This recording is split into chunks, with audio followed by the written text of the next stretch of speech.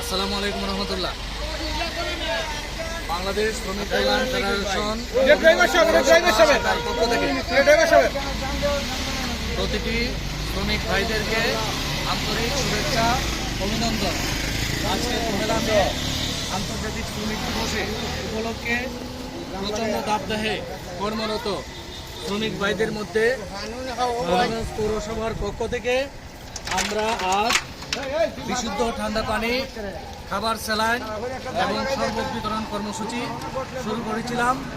আমাদের এই কর্মসূচিতে উপস্থিত রয়েছেন বাংলাদেশ শ্রমিক কল্যাণ ফেডারেশন হবিগঞ্জ জেলা শাখার সম্মানিত সহসভাপতি মাওলানা আব্দুল মতিন ভাই।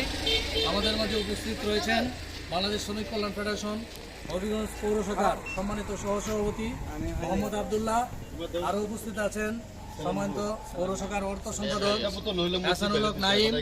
আরও উপস্থিত আছেন হবিগঞ্জ পৌর শাখার। আমরা সকলের পক্ষ থেকে সকল শ্রমিক ভাইদেরকে আন্তর্জাতিক শ্রমিক দিবস এবং অভিনন্দন জানাচ্ছি। আমরা মহান রাব্বুল আলামিনের দরবারে আমরা প্রার্থনা করছি এই প্রচণ্ড দাবদাহ যেন উনি কমিয়ে পৃথিবীকে শান্তিপূর্ণ করে দেন। শ্রমিকদেরকে সুন্দর পরিবেশে, সুশীতল পরিবেশে যেন কর্ম করার। আসসালামু আলাইকুম।